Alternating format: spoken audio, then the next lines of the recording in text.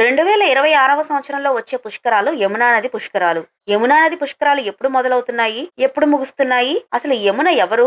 యమునా నదిలో స్నానం ఆచరించడం వలన కలిగే ఫలితాలేంటి? పుష్కర స్నానానికి ముఖ్యమైన నగరాలేంటి? పుష్కరాలు ఎలా మొదలయ్యాయి? ఈ ఆసక్తికర విషయాలన్నీ కూడా ఇప్పుడు మనం ఈ వీడియో ద్వారా తెలుసుకుందాం. Welcome to Anu family Telugu traveller.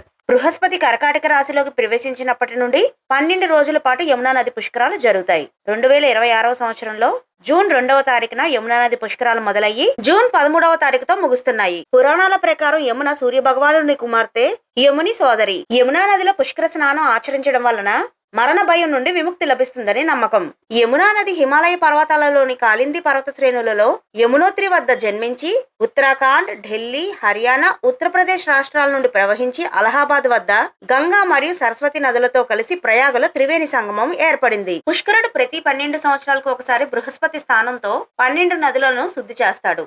Yamuna నది పుష్కరాలు ప్రారంభం 12 రోజులను ఆది పుష్కరాలని, చివరి 12 రోజులను అంత్య పుష్కరాలని అంటారు. పుష్కరాలు ఎలా మొదలయ్యాయి అంటే, భారత కాలమానం ప్రకారం భారతదేశంలోని 12 ముఖ్యమైన నదులకు పుష్కరాలు బృహస్పతి ఆయా రాశులలో ప్రవేశించిన సమయంలో పుష్కరాలు వస్తాయి. పూర్వం పుష్కరుడు అనే బ్రాహ్మణుడు శివుని కోసం తపస్సు చేశాడు.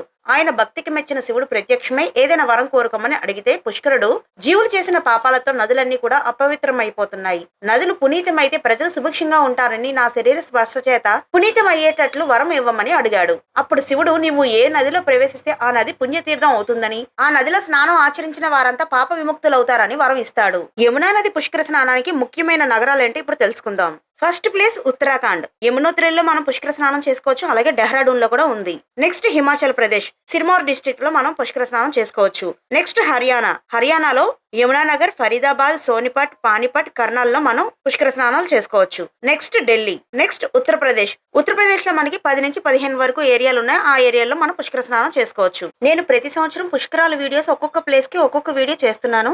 అది మీ అందరికీ తెలిసిన విషయమే. అలాగే ఈ ఇయర్ కూడా చేస్తాను. మరి ఈ 5 ప్లేసులలో మీరు ఎక్కడికి వెళ్ళాలనుకుంటున్నారో కామెంట్ బాక్స్ లో కామెంట్ చేస్తే నేను ఆ ప్లేస్ మీద ఫస్ట్ పుష్కరాల వీడియో చేస్తాను. వీడియోని లైక్ చేసి, షేర్ చేసి, సబ్స్క్రైబ్ చేసుకోవడం మర్చిపోకండి.